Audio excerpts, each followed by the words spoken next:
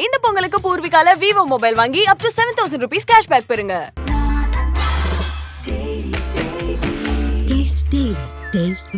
மூச்சு திணறல், மூச்சு இழைப்பு, குரட்டையால் அவதியா, நுரையீரலை ஆரோக்கியமானதாக்கி எளிதாக சுவாசித்திடுங்கள். தங்கம் 24x7 ஆஸ்துமா சிகிச்சை நாமக்கல் மற்றும் கான்பூர். இந்த திமுகவை மானங்கட்டு போய் உண்மையிலே அது கட்சி நேற்று போலாம் பாருங்க. இது தமிழ்நாடு மக்கள் கிடைச்ச சாபக்கேடு. நாம் தமிழர் கட்சியிலிருந்து விலகி ஒரு படுகொலையில அவர்கள் எல்லாம் விழுந்துட்டாங்கன்னு சொல்லுவேன். தமிழ்நாட்டில் எப்பொழுதெல்லாம் பிரச்சனைகள் உருவாகிறதோ, மக்கள் பிரச்சனை வெடிக்கிறதோ, அப்பொழுதெல்லாம் புதிய பிரச்சனை உருவாக்கி அதை பற்றி விவாதிப்பதற்கான ஒரு களத்தை உருவாக்குறாங்க. இது உண்மையிலே மிகப்பெரிய ஆபத்து. திமுக குடும்பத்தின் தொழிலே அரசியல் தான். மக்கள் மத்தியில மிக பலகீனமான நிலைகளை திமுக விருந்து கொண்டிருக்கிறது. கூட்டணியில் தொங்கு சதியின் மூலமாக திமுக தன்னை மிகப்பெரிய கதாநாயகனை காட்டிக் கொண்டிருக்கிறது. அந்த தொங்கு சதியாக கூட்டணி கட்சிகள் ஒவ்வொன்றாக வெளியேறிவிட்டால் நிச்சயமாக காணாம போங்க. தனித்து நின்று வாக்கு வாங்கி வெற்றி பெற்ற வரலாறு திமுக இல்ல. அமைச்சர் துரைமுருகன் பேசும்போது சொன்னார், இதுல மிக தவறான வார்த்தைங்க. பெரியார் மட்டும் இல்லாவிட்டால் நானும் கோவணம் கட்டி கொண்டு ஏரோட்டி கொண்டிருப்பேன்னு சொல்றாரு. அப்ப கோவணம் கட்டி ஏரோட்டு கேவலமானதா? ஜனநாயகம் என்ற ஒரு வார்த்தையை கொலை செய்தது, படுகொலை செய்தது திமுக. இந்த திமுக அவருடைய அழிவுதான் தமிழ்நாட்டுக்கு நல்லது. நிச்சயமா சொன்னால் ஊடகங்களும் பத்திரிகைகளும் துணிவாக முடிவெடுத்து திமுக எதிர்க்க ஆரம்பித்து விட்டால் இந்த கட்சி ஆட்சி நிச்சயமாக இது 26 காலாகிவிடுங்க.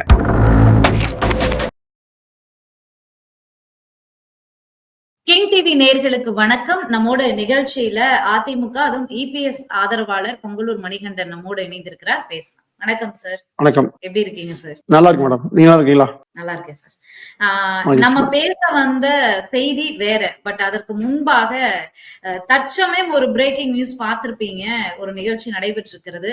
சோ அத பத்தி பேசாம உள்ள போனா நல்லா இருக்காது அப்படிங்கிறதுனால நாம் தமிழர் கட்சியிலிருந்து பிரிந்த பல்வேறு காரணங்களாக பிரிந்த கிட்டத்தட்ட 2000 நபர்கள்னு அங்கிருந்து தகவல் வந்திருக்கு. செய்திகள்ல பார்த்திருப்பீங்க. திமுகவுல இணைஞ்சிருக்காங்க. நேரடியாக முதலமைச்சர் மு.க. ஸ்டாலின் தலைமையில அண்ணா அறிவாலயத்துல போய் இணைஞ்சிருக்காங்க. பல்வேறு கருத்துக்களையும் அவங்க முன் வச்சிருக்காங்க. பார்த்திருப்பீங்க. இது தொடர்பான உங்களுடைய முதற்கட்ட பார்வை. இல்ல, அதாவது நாம் தமிழர் கட்சியிலிருந்து விலகி ஒரு படுகொலையில அவர்கள் எல்லாம் விழுந்துட்டாங்கன்னு சொல்லுவேன். என்ன காரணம்னா, அவர்கள் திராவிட கொள்கை, திராவிடம் என்று பேசிக்கிட்டு இருக்காங்க. திராவிட மாடல் என்று ஸ்டாலின் அவர்கள் ஏற்கனவே விளக்கு கொடுத்தாரு. திராவிடம் என்று கேட்டால் ஒரு திருமண நிகழ்ச்சி போயிட்டு இங்க நடக்கிற திருமணம் தான் திராவிடம்னாரு. அது வரைக்கும் யாருமே இந்த விஷயம் தெரியாம போச்சு. ஒரு திருமணம் தான் திராவிடம். இன்று அவர் சொன்ன கருத்து, நீங்க எல்லாம் வந்துக்கிறீங்களா திராவிடம். மொத்தத்துல முதலமைச்சருக்கு என்ன தெரியல. ஏதோ ஒரு பேர் வச்சிட்டாரு. கருணாநிதிக்குல யாருமே சொல்லாத ஒரு புதுசா கண்டுபிடிச்சிட்டு அதுக்கு விளக்கத்தை அவரே மாத்தி மாத்தி சொல்லிட்டு இருக்காரு. மொத்தத்துல காலை எழுந்தவுடன் திராவிட முன்னேற்ற கழகம் தான் இருக்கு. திராவிட மாடல் அப்படிங்கிறது பிரச்சனை வரும்போதும் சரி, இது திராவிட மாடல் ஆட்சின்னு திமுக மொத்த திராவிடத்தையும் அவங்க எடுத்துக்கும் போதும் சரி, அண்ணா திராவிட முன்னேற்ற கழகத்துல இருந்து யாரும் முன் வந்து திராவிடத்தை நீங்க சொந்தம் கொண்டாடிக்காதீங்க, நான் எங்களுடைய கட்சி எங்களுடைய கொள்கைகளை அதை தொடர்ந்துதான் வந்திருக்கு அப்படிங்கிற மாதிரி ஒரு விஷயத்த கூட முன் வச்சது இல்லையே. திராவிடத்திற்கான பொருளை நீங்களும் சொன்னதில்லையே. இல்ல, எதுக்காக தேவையில்லாம மக்களுக்கு இதுதான் முக்கியங்க. திராவிடத்துக்கான பொருள் சொல்றது, பெரியார திட்டுறது, பெரியார விளக்கு நேர்றது. மக்கள் 1000 சிக்கல்கள், வேலை வாய்ப்பு இல்ல, மாணவர்கள் கஷ்டப்படுறாங்க, விவசாயிகளுக்கு நிறைய பிரச்சனைகள் இருக்குது, சட்டம் சரியில்லை, இதையெல்லாம் பாதுகாக்க விட்டு போட்டு இது மாதிரியான உணர்ச்சியசமான ஒரு சில வார்த்தைகளை சொல்லி அதை பத்தி விவாதிக்கிறது. நீங்க எப்பவுமே நீங்க காலையில என்ன நினைப்பீங்க? ஒரு வருமானம் வரணும், குடும்பத்தை வாழ வைக்கணும், இதுதான் சிந்திப்போம். அப்ப அப்படி சிந்தனையான மக்களுக்கு நாம என்ன செய்யணும் என்பதை விட்டு போட்டு இவர்கள் தேவையில்லாத விஷயத்த, பொருத்தமில்லாத விஷயத்த, மக்களுக்கு எது பயனில்லையோ அதை விவாதிச்சு மக்களுக்கு பிரச்சனை மறக்கிறது. இப்ப நீங்க கடந்த ஒரு மாதமா பாத்தீங்கன்னா அண்ணா பல்கலைக்கழகத்துல மிகப்பெரிய வீரியமா பிரச்சனை உருவாகி இருந்தது. அதை மறைப்பதற்கு ஆளுநரை பயன்படுத்தினாங்க. இப்ப தங்கம் பிரச்சனை வந்தது. இதை மறைப்பதற்கு வேற பிரச்சனை இருக்கிறாங்க, பெரிய பிரச்சனை. உண்மை சொன்னா இந்த திமுக சிலர் ஏதோ ஒரு ஒப்பந்த அடிப்படையில இயக்குங்கிற சந்தேகம் வருதுங்க. ஏன்னா தமிழ்நாட்டில் எப்பொழுதெல்லாம் பிரச்சனைகள் உருவாகிறதோ, மக்கள் பிரச்சனை வெடிக்கிறதோ, அப்பொழுதெல்லாம் புதிய பிரச்சனை உருவாக்கி அதை பற்றி விவாதிப்பதற்கான ஒரு களத்தை உருவாக்குறாங்க. இது உண்மையிலே மிகப்பெரிய ஆபத்து. ஏன்னா திமுக குடும்பத்தின் தொழிலே அரசியல் தான். அப்ப அரசியலை காலை எழுநூறு எந்த அரசியல் பண்ணலாம், எந்த கட்சியில் ஆள் சேர்க்கலாம், எதை செய்தியாக்கலாம், எதை பேசலாம், இதுதான் வேலையே. இப்போ மற்ற மாதிரி என்ன மாதிரி இந்த மாதிரி விவசாயம் பண்றோம், தொழில் பண்றோம், அந்த மாதிரி எல்லாம் என்ன வேண்டியதும் இல்லை.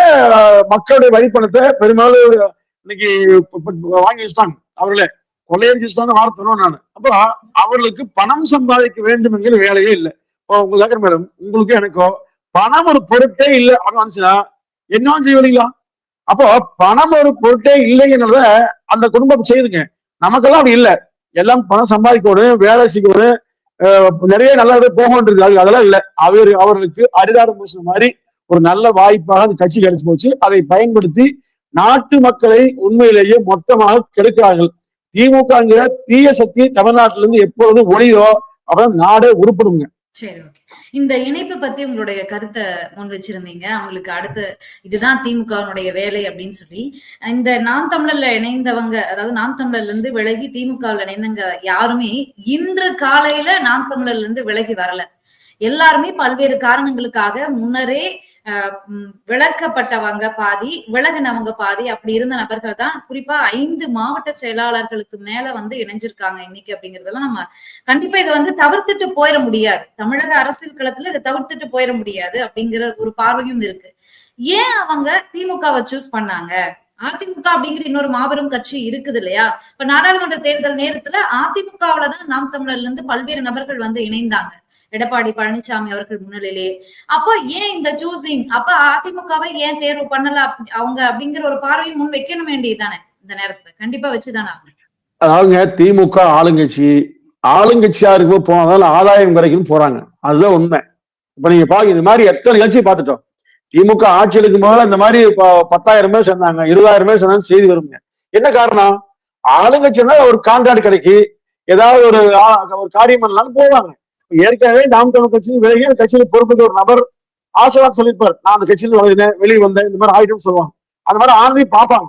அவன் நம்மளும் போனா இந்த மாதிரி ஒரு உயர்ந்த நிலைக்கு வரலாம் அப்படிங்கிற அந்த நப்பாசை. அப்ப என்னன்னா, மக்கள் பணத்தை கொள்ளையடிப்பதற்கான வாய்ப்பு வாங்கன்னு அர்த்தம். நாங்களாம் ஆட்சி இருக்கிறோம், வேற கட்சியில நீங்க கஷ்டப்பட்டு என்ன லாபம்னு சொன்னாங்க, அது உண்மை. ஆனா இது எல்லாம் ஒரு பெரிய விஷயமா நான் விவாதிக்கிறது தவறு, எனக்கு தேவையும் இல்லை. இந்த கட்சியில் இருப்பாங்க, அடுத்த வாரம் வேற கட்சிக்கு மாறலாம், அவங்க ஆட்சி மாறலாம், வேற கட்சிக்கு வரலாம். ஆனா அதிமுக இந்த மாதிரி ஆள் பிடிக்கிற வேலையை எப்பவுமே செய்யாது. ஏன்னா மக்கள் மத்தியில மிக பலகீனமான நிலைகளை திமுக விருந்து கொண்டிருக்கிறது. வெளித்தோன்றதுக்கு பார்த்தா பெருசா தெரியுதுங்க. கூட்டணியில் தொங்கு சதியின் மூலமாக திமுக தன்னை மிகப்பெரிய கதாநாயகனை காட்டிக் கொண்டிருக்கிறது. அந்த தொங்கு சதியாக கூட்டணி கட்சிகள் ஒவ்வொன்றாக வெளியேறிவிட்டால் நிச்சயமாக காணாம போகுங்க. தனித்து நின்று வாக்கு வாங்கி வெற்றி பெற்ற வரலாறு திமுக இல்லை. அதனால் திமுக இப்ப ஆள் பிடித்து நிறைய பேர் சேர வர்றாங்க, திமுக நோக்கி வர்றாங்க, கொள்கை ஈர்த்து வர்றாங்க. என்ன கொள்கை ஈர்த்து வர்றாங்க? என்ன கொள்கையில் இருந்தாங்க, என்ன கொள்கை ஈர்த்து வர்றாங்க? அரசியல் ஒரு மோசடியான ஒரு நிலையை திமுக கையாண்டு கொண்டிருக்கிறது. அதன் வெளிப்பாடு தான் இது. அதிமுக அந்த மாதிரி தேவை நிச்சயமாக இல்லை. ஓகே, முதல்வர் அவர்களுடைய உரையை கேட்டிருப்பீங்க. திமுக அப்படிங்கிற கட்சி ஒரு மாபெரும் கட்சி, நேற்றைக்கு முளைத்த காளான் கிடையாது.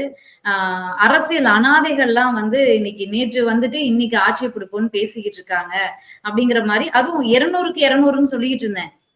இப்படி பல்வேறு கட்சிகள் வந்து நம் கட்சியில இணையவர்களை எல்லாம் பார்க்கும்போது 200க்கு 200, அதாவது 234க்கு 234ம் நம் வசம் ஆகும் அப்படிங்கிற நம்பிக்கையும் வந்திருக்கு எனக்கு அப்படின்னு ஒரு கருத்தை பதிவு பண்ணியிருக்காரு. நீங்க திமுக எப்படிப்பட்ட கட்சி என்பது நான் சொல்லி உங்களுக்கு தெரிய வேண்டியதில்லை. அந்த கட்சி வந்து எப்படி இயங்குது மேடம்? ஒரு வாழை மரத்துல இருந்து ஒரு கண் வச்சீங்கன்னா அது பக்கக்கண்ணு முடைக்கு. இப்ப அந்த கண்ணை எடுத்து வெளியே வைப்பாங்க. இது அப்படி இல்லை. அந்த கண்ணை அப்படியே வச்சுக்கிட்டு பாதுகாத்து யாரையும் தாண்டி வளர்றது இல்லை. இப்ப நீங்க உதயநிதி என்ன தியாகம் பண்ணாரு? திமுக தியாகம் பண்ணவங்க யாருமே இல்லையா? சாதாரணமா வந்து நான் வந்து திமுகவுல ஒரு கிளைச்சல் ஆகி நான் நேர துணை முதலமைச்சர் முடியுமா, இல்ல இளைஞர் முடியுமா? அந்த குடும்பத்தில் பிறந்தால் மட்டும்தான் ஆக முடியும். இன்பனதை கூட்டிட்டு போய் மதுரையில் விழாவில அமர வச்சு அளவு வைக்கிறாரு. இதுதான் திமுக. அப்ப இந்த திமுகவை மானங்கட்டு போய் உண்மையிலேயே வந்து அது கட்சின்னு ஏற்றிட்டு போலாம் பாருங்க. இதுல தமிழ்நாடு மக்கள் கிடைச்ச சாபக்கேடு. உண்மையில் ஒரு குடும்பம் ஆளுவதற்காக கொத்தடிமையாக இருப்பவர்தான் அவர்கள். நான் சொல்ல, VP ராஜன் சொல்லி கருணாநிதி விருது வாங்கிய ஒருவர், முன்னாள் MLA பேசிய பேச்சு எங்களுக்கெல்லாம் வந்து யாருமே சரிப்பட்டு வராதுங்க. ஐயா கலைஞர் குடும்பம் தான் சரிப்பட்டு வருது. அது இன்பையாக முதலமைச்சர் ஆசைப்படுறோம்னு சொன்னா இதை விட ஒரு கேவலமான ஒரு கேடு செயல் உண்மையில வச்சு பண்ணீங்க. எது என்ன ஜனநாயகம் ஆனது? ஜனநாயகம் இப்படிதான் இருக்குமா? ஒரு ஜனநாயகம் சொன்னா என்ன அர்த்தம்? யாருன்னே தெரியாது, திடீர்னு கூட்டம் போடுவாங்க, கூட்டத்துக்கு முடிச்சு வருவது ஜனநாயகம். கம்யூனிஸ்ட் கட்சி பார்த்தோம். இப்ப ஐயா பாலகிருஷ்ணன் இருந்தாரு, சண்முகன் யாரும் தெரியாத வந்தாரு. அந்த மாதிரி திமுக உண்டா? நடக்குமா? இப்போ இது ஜனநாயகமே இல்லை. ஒரு அடுத்த முதலமைச்சர் யார், அடுத்த திமுக யார் தெளிவாக தெரியும், உதயநிதி ஸ்டாலின் தான். அதற்கடுத்து யார் என்பது தெளிவா தெரியும். அப்ப என்ன ஜனநாயகம் இது? அப்ப 75 ஆண்டுகளாக திமுக புதுதாக கண்டு மறைந்த முன்னாள் முதலமைச்சர் ஜெயலலிதா அம்மாக்கு பிறகு தேர்ந்தெடுக்கப்பட்டவர்கள்லாம் ஜனநாயக முறைப்படி செயற்குழு பொதுக்குழு கூட்டி வாக்கு எண்ணிக்கையெல்லாம் நடத்தி தான் தேர்ந்தெடுக்கப்பட்டாங்களா அப்படிங்கிற கேள்வியும் வரும்ல சார். நிச்சயம் மேடம், நீங்க ஒண்ணு இல்ல, ஒரு ஜனநாயக அதிமுக பேர்ல தானே வந்தாங்க அவங்க எல்லாம். இல்ல நீ அப்படி இல்ல. அதாவது அதிமுக தலைமை பொறுப்பில் இருந்த திரு ஓ பன்னீர்செல்வம் அவர்களே நீக்கப்படுகிறார். அதுதான் ஜனநாயக இயக்கம். ஒரு கட்சியின் தலைமையில் இருந்தாலே அவர் நீக்கலாங்கிற அளவுக்கு ஒரு ஜனநாயக படத்திற்கும் அதிமுக தொண்டர்களும் சரி பொதுக்குழுவும் சரி இது மாதிரி நீ கூடி திமுக சாதனை நீக்க முடியுங்களா? உதய எது கேள்வி முடியுமா? அப்ப கேள்வி கேட்கப்படுகிறது. பட் வெளியில வந்த பிறகு ஓபிஎஸ் அவர்கள் சொல்றாரு அதிமுகவுல ஜனநாயகமே இல்ல, ஒரு சமூகத்தை சுற்றி வைத்துக் கொண்டு அவர்கள் உதவியோடு எடப்பாடி அவர்கள் நடத்திட்டு இருக்காரு, கட்சிய அபகரிச்சுட்டாரு, ஜனநாயகமே இல்ல, ஜனநாயகம் செத்து போச்சு அதிமுக அப்படிங்கிற பல்வேறு குற்றச்சாட்டுகளை ஓபிஎஸ் அவர்கள் இன்னைக்கு வச்சிட்டு இருக்காரு. அவர் போயிட முடியாது, நீண்ட காலம் பயணிச்சவராச்சு அவரு. நீங்க அவரோட நீண்ட காலம் பயணிச்ச பொன்னையன் இருக்காரு, செங்கோட்டையன் இருக்காரு, நிறைய பேர் நீண்ட காலம் பயணிச்ச முத்துசாமி திமுக இருக்காரு. நீண்ட காலம் பயணிச்ச வார்த்தைக்கு அர்த்தமே இல்லைங்க. நீங்க அபகரிச்சான்னு சொல்ல வார்த்தையெல்லாம் அவரை பற்றி பேச அவசியம் இல்லை. அதிமுகவுல யாரு வேண்டுமானாலும் எந்த பொறுப்புக்கு வரலாம், திமுக முடியும் பாருங்க. இப்ப அதிமுகவுல ஒண்ணு இல்லை, இப்ப பாருங்க பவானி சாகர் தொகுதி எம்எல்ஏ திரு பண்ணாரி அவர் ஒரு கிளையினுடைய செயலாளர், கிளை செயலாளர் சட்டமன்றத்தில் ஆக முடிஞ்சது. திமுக உண்டான பாருங்க. இப்போ சேலம் மாவட்டமோ இல்ல ஒரு 10 மாவட்டம் சொல்லுங்க, 10 மாவட்டத்திலேயே அந்த மாவட்ட செயலாளர் அமைச்சருடைய வாரிசை தாண்டி திமுகவுக்கு உண்மையாக உழைக்கிற விசுவாசம் யாரு வந்தாங்க? அதிமுக நீ தலைமை நீங்க சொல்றீங்களா சுத்தி இருக்கான்னு சொல்லி, அவர் சுத்தி இருப்பது எல்லாருமே அம்மாவால் உருவாக்கப்பட்டவங்க, கிளை பொறுப்புல ஒன்றிய பொறுப்புல இருந்தவங்க, அவர்தான் மாவட்ட செயலாளர். அதுதான் ஜனநாயக மரம். சாதாரண ஒரு கிளை செயலாளருக்கு நம்பிக்கை. நானும் அதிமுக அமைச்சராக நம்பிக்கை வருங்க. திமுக முடியுங்களா? என்றைக்கு முடியாது. துரைமுருகனா அவருதான் வாழ்நாள், அவர்தான் KN வாழ்நாள் முறை அவர்தான். அதுக்கடுத்து பையன் தான் அடையப்படுத்தியாச்சு. ஐபரிசாமியா அவர்தான் வாழ்நாள் முறை, அடுத்த பையன். அப்ப எப்படி சொல்லுவீங்க? அப்ப ஒவ்வொரு மாவட்டத்தையும் இந்த மாதிரி வைத்துக் கொண்டிருக்கிற திமுக அதிமுக குறித்து பேசினால் எல்லளவும் முனையளவும் அந்த கட்சி தகுதியே இல்லை. ஜனநாயகம் என்ற ஒரு வார்த்தையை கொலை செய்தது, படுகொலை செய்தது திமுக. இந்த திமுக அவருடைய அழிவுதான் தமிழ்நாட்டுக்கு நல்லது. இந்த வாரிசு அரசியல் அப்படிங்கிறது எல்லா கட்சிகள்லயும் இருக்கு அப்படிங்கறத நம்ம மனசுல வச்சு எல்லா கட்சிகள்லாம் நீங்க கீழ் பொறுப்பில் இருப்பாங்க. இப்ப நீங்க ஜெயக்குமார் இருக்காரு, அவர் மகன் இருக்காரு, கீழே பொறுப்பில் இருப்பாங்க. ஆனா தலைமையே தேர்வு செய்யற பொறுப்பு அவர் தான். தொடர்ந்து அவங்க இருப்பாங்க. ஒரு மாவட்ட செயலாளர் தான் அவர் தான் இருப்பார். அதிமுக மண்டல் இன்னைக்கு மாவட்ட செயல், நாளைக்கு காணாம போயிடுவாங்க, இன்னைக்கு எம்எல்ஏ எல்லாம் போயிடுவார். இது அதிமுக வரலாறு. அதனால தொடர்ந்து இருந்தாங்க. இப்போ கருணாநிதிகளை மிகப்பெரிய ஜாம்பவானை எதிர்த்து இந்த கட்சி எவ்வளவு 53 ஆண்டுகளாக கோலம் செய்தது சொன்னால் காரணம் என்ன? இந்த ஜனநாயகம் தான். அப்ப இந்த ஜனநாயகம் தான் பாதுகாக்கப்பட வேண்டும். இந்த இயக்கம் தான் பாதுகாக்கப்பட்டு தமிழ்நாட்டு மக்கள் வளர்க்கப்பட வேண்டும். இதுதான் ஆட்சிக்கு வர வேண்டும். இதுதான் ஜனநாயகத்துல சரியான முறைங்க. ஆனால் மாறாக திமுக வளருவது, திமுக வாழ விரும்புவது எந்த வகையிலும் ஜனநாயகத்தை பாதுகாக்காது. நேற்றைக்கு ஒரு செய்தியாளர் சந்திப்பு நடந்தது. இரு தரப்பும், அதாவது அதிமுக பாஜக இரு தரப்பும் அவங்களுடைய கருத்துக்களை பதிவு பண்ணியிருக்காங்க. பாஜகவை சேர்ந்த நயினா நாகேந்திரன் அவர்களுக்கு செய்தியாளர்கள் கேள்விகளை முன்வைக்கும் போது கூட்டணிக்காக தான் இந்த நெருக்கடியை கொடுக்குறீங்களா அதிமுகவிற்கு அப்படிங்கிற கேள்வியை முன்வைக்கும் போது, இப்படி ரைடெல்லாம் நடத்தி தான் கூட்டணிக்கு அவங்களை கூப்பிடணும்னு அவசியம் இல்லை, எடப்பாடி அவர்களிடத்துல நேரடியா பேசினாவே அவர் கூட்டணிக்கு வந்துருவாரு அப்படிங்கிற ஒரு கருத்தை முன் வச்சிருக்காரு. பல்வேறு ரைடுகள் தொடர்ந்து நடந்துகிட்டும் தான் இருக்கு. இது ஒரு புறம் இருக்க, KP முனுசாமி அவர்களும் கருத்துக்களை பதிவு பண்ணியிருக்காரு. உங்களுடைய பார்வை என்ன?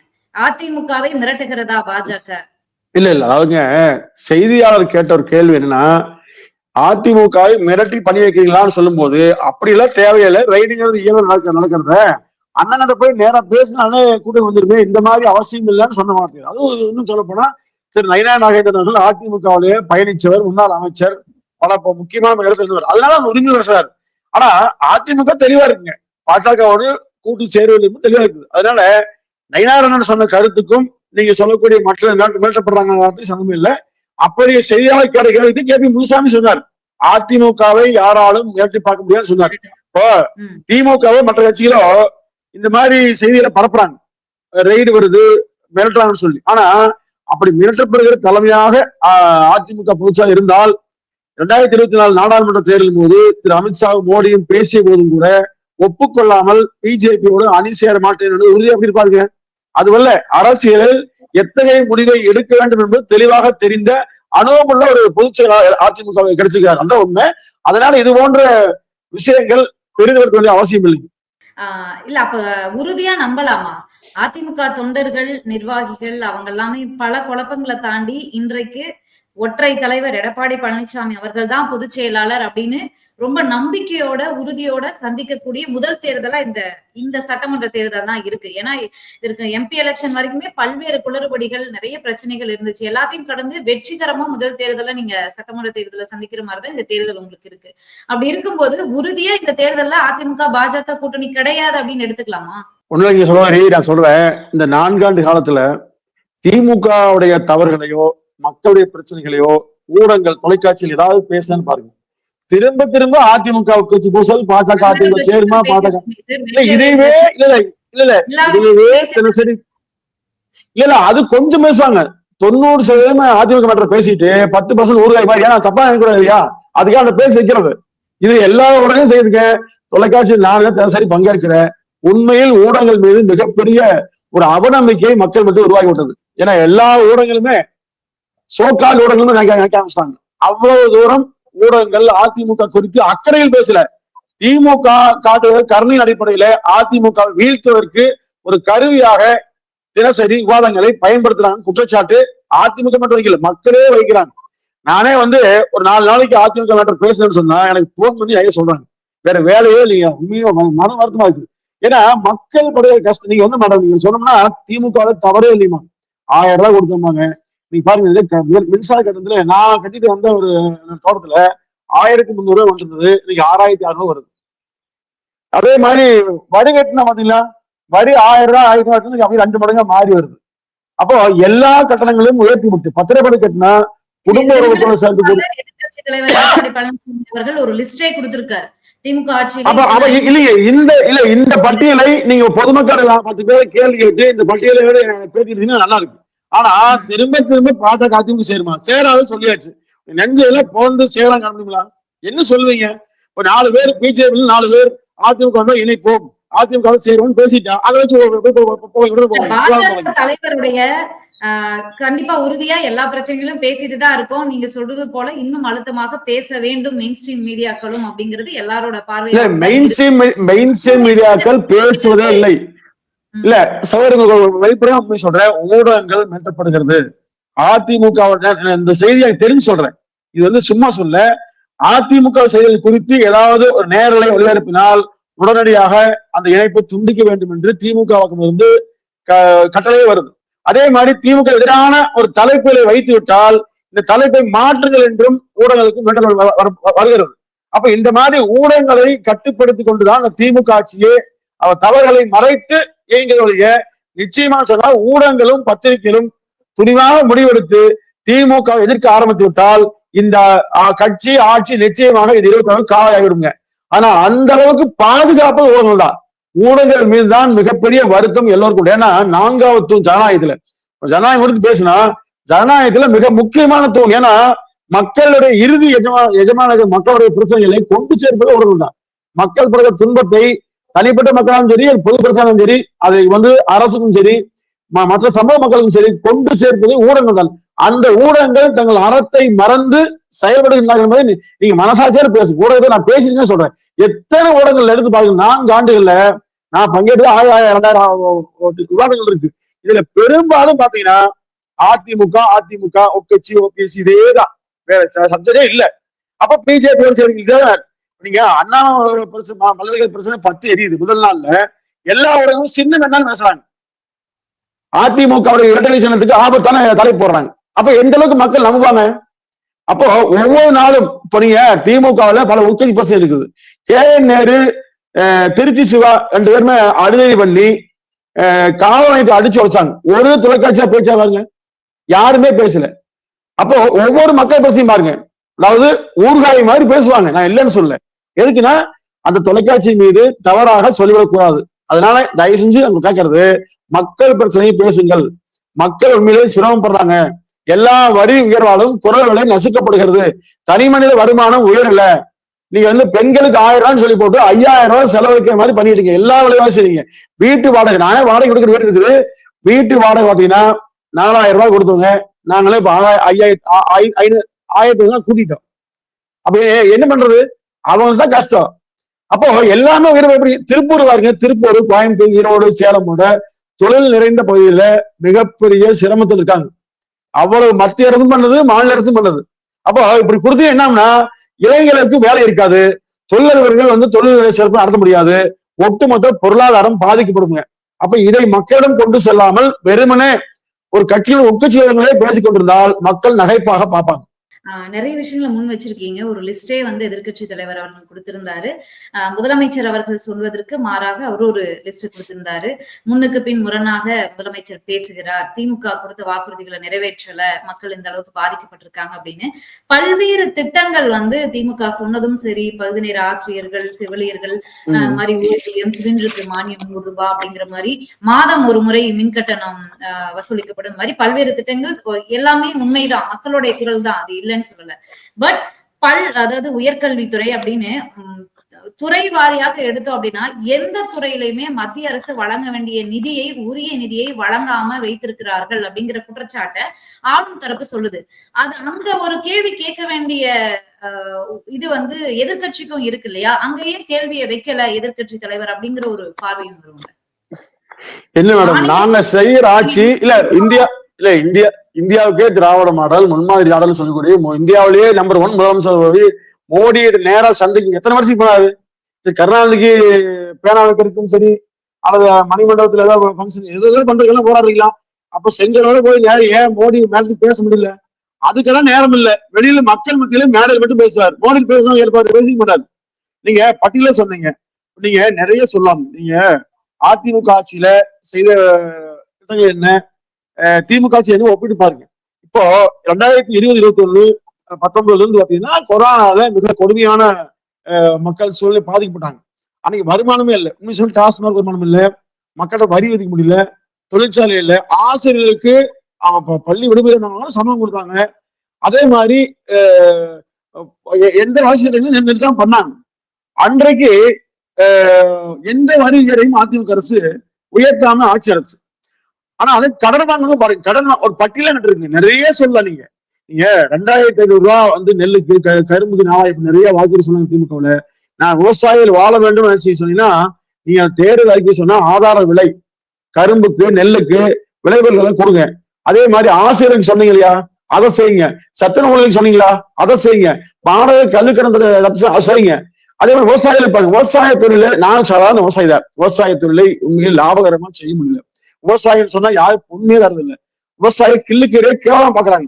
இன்னைக்கு கூட பாருங்க, அமைச்சர் துரைமுருகன் பேசும்போது சொன்னாரு, இதெல்லாம் மிக தவறான வார்த்தைங்க.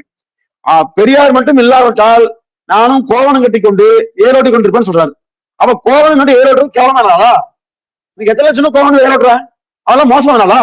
அப்ப நீங்க ஒரு நாள் அமைச்சர் ஆயிடுன்னு சொன்னீங்கன்னா மீதி எல்லாத்தையும் மோசமா இருக்குமா? இல்ல இது மாதிரி பேச தவறுங்க. உங்களுடைய பார்வை அப்படியா இருக்கு? துரைமுருகன் அப்படிங்கிற யார் சொல்லியிருந்தாலுமே படிப்பறிவை எட்டாம, படிக்காம, அடுத்த கட்ட வளர்ச்சியை நோக்கி போகாம நான் என் தந்தை செய்த அதே தொழிலை நான் செய்திருப்பேன் அப்படி கூட எடுத்துக்கலாம் இல்லையா?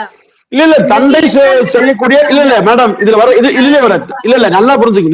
நீங்க நகரத்துக்குறீங்க, தந்தை செய்யக்கூடிய விவசாயம் செய்ய எப்படி சாப்பிடுவீங்க? எல்லாரும் வேண்டாம் பெருமாள் மந்திரி ஆகிக்கணும் சோத்து வழி எப்படி நியாயமானது? இது சரியா இல்லைங்க, சரியான வாதமே இல்ல.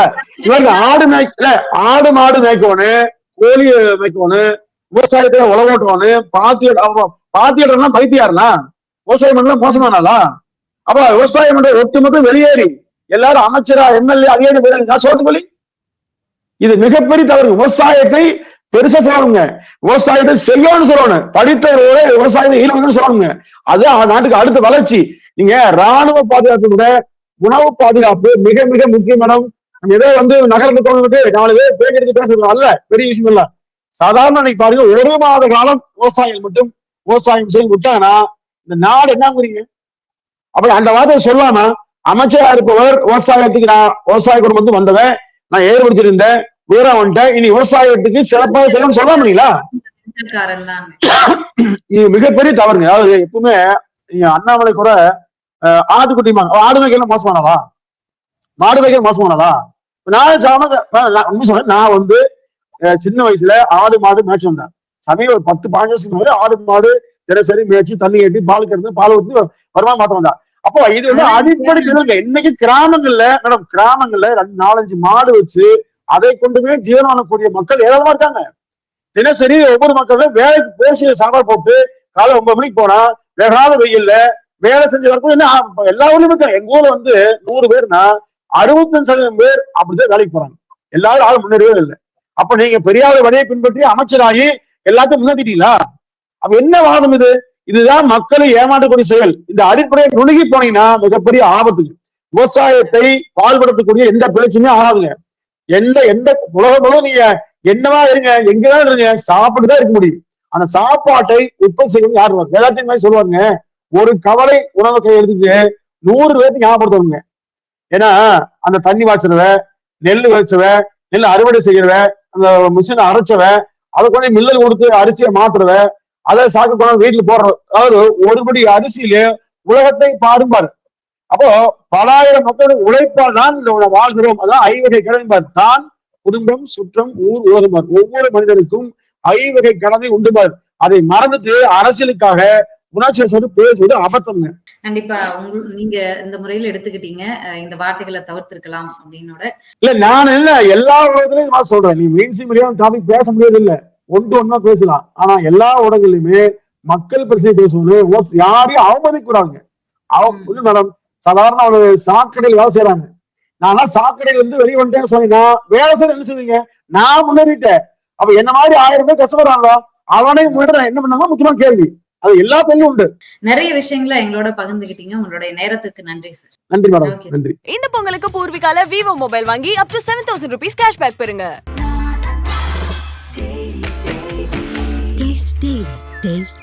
மூச்சு திணறல், மூச்சு இழைப்பு, குரட்டையால் அவதியா, நுரையீரலை ஆரோக்கியமானதாக்கி எளிதாக சுவாசித்திடுங்கள். தங்கம் 24x7 ஆஸ்துமா சிகிச்சை நாமக்கல் மற்றும் கான்பூர்.